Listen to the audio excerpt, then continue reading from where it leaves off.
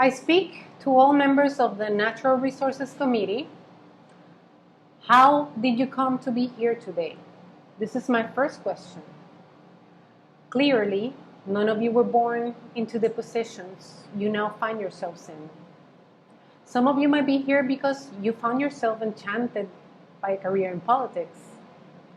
Some of you might be here because life, for some strange or unexpected reason, put you into the position you now find yourselves in. Call it destiny, call it struggle, or perseverance. You're all here today to make decisions for tomorrow. What are we discussing today?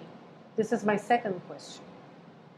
You're all here today to make a decision as to the future of more than 3 million people, and more than them, a decision for those who are not born yet, but will be born under the terms of the decision you will make today.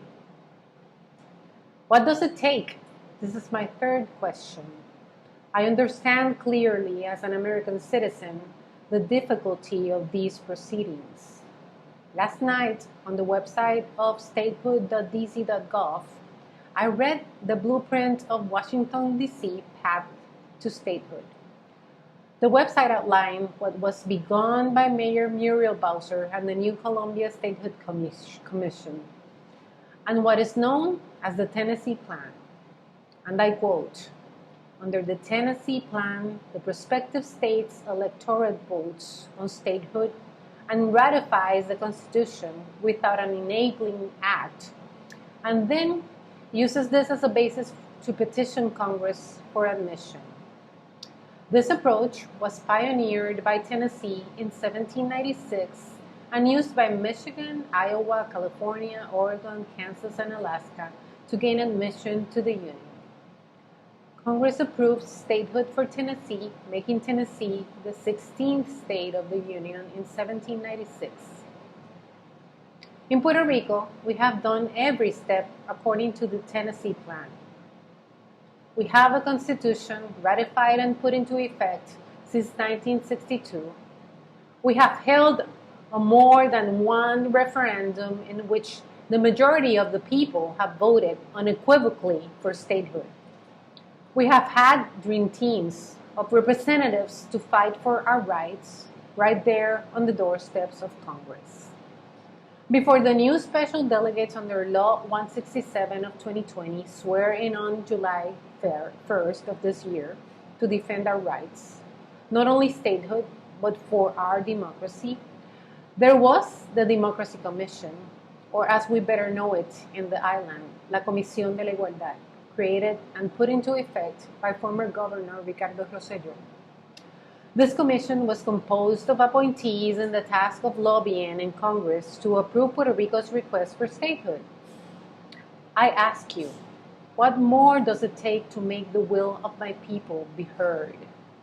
If we have done practically everything in our power to attain our union within the United States, does it take sacrifice? We have sacrificed our sons and daughters and fathers and mothers.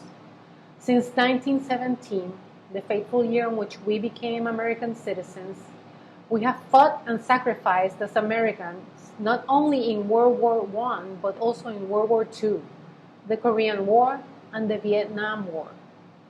We have fought and we will continue fighting and sacrificing in every war in which the nature of democracy and liberty is at stake. Together, side by side, with our brothers and sisters, citizens of the United States of America. So as you see, thousands of Puerto Ricans have sacrificed to defend the American flag, which holds 50 stars, but has room to add one more singular star, if not many more. Does it take history? When the United States fought the Cold War against Cuba and Russia, we stood as an emblem of democracy and freedom. When so many decided to turn their backs against the United States until President Ronald Reagan proclaimed his famous words in 1987, "Mr. Gorbachev, tear down this wall." I ask the same thing today as former President Ronald Reagan asked then on that fateful day. Please, tear down this wall of indifference. Tear down this wall of anti-democracy. Tear down this wall now and once and for all. You might be asking yourselves, maybe before I tear down this wall of indifference, it takes more suffering. Well, I'll tell you this. We have suffered enough. Hurricanes, earthquakes, the terrible imprint of the COVID-19 pandemic. We have suffered and we are used to suffering. Still, we, the people of Puerto Rico, stand strong. Because united we stand and divided we fall. But maybe, just maybe, it does not take sacrifice, nor history, nor suffering.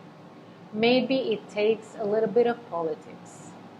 For one cannot be so naive so as to think that the principles of which you stand for, politically speaking, could possibly be dismissed in such a historical decision.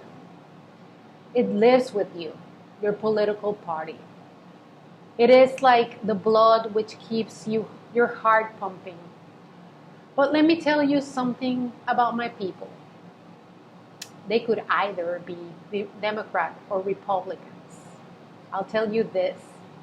Do not be deceived by the fact that only because we speak Spanish and we enjoy the freedoms of this United States, that the majority will immediately choose to be one way or the other, Democrat or Republican. Do not be deceived by the fact that many of us are God-fearing people and enjoy the benefits of capitalism and hold dearly and close to our hearts our traditions, that we will be one way or the other, Republican or Democrat. Most immigrants from Cuba who migrated to Florida after escaping the Castro dictatorship of communism found their principles to be more attached to that of the Republican Party. But most Hispanic immigrants who migrate for economic or social issues who end up in California or New York have found their principles to be more Democratic leaning. I have always chosen to remain bipartisan in my leanings when it comes to bringing up the issue of statehood for Puerto Rico. It is a question of simply letting go of those things which have politically bound us to think one way or the other. Democracy, freedom, justice is as bipartisan as it gets. Truth is equally bipartisan. We, the people of Puerto Rico, American citizens of this United States, are not willing to wait any longer. All I can tell you is that people of Puerto Rico will hold in very high esteem those who decide to recognize our voices. We will not forget the decision made by all of you today, a decision easy to ignore and be indifferent to, unless your decision makes history, which it will, and so all of your names which abide by our democracy shall be remembered. Before I conclude, I will ask of all of you just one last question. For all of you elected officials, whether Democrat or Republican, whether if chosen by destiny or here through your own struggles and perseverance through it all, if the United States does not protect the democracy of its territories, how could it possibly protect itself? When it comes to doing the right thing, there should be no right or left. There should only be up, equality, and justice, or down, indifference. This is a court, and the decision of this jury will decide the fate of the island of Puerto Rico and 3 million people and those who are not born yet, but will be born under the terms of the decision you will make today. The future of this island belongs to our sons and daughters. They will stand in place of us who have failed them. They are stronger than us, for they have suffered every possible ordeal capable of human suffering. They are not so easily defeated. They will fight, and they will persevere. I'll let them speak for themselves. Thank you.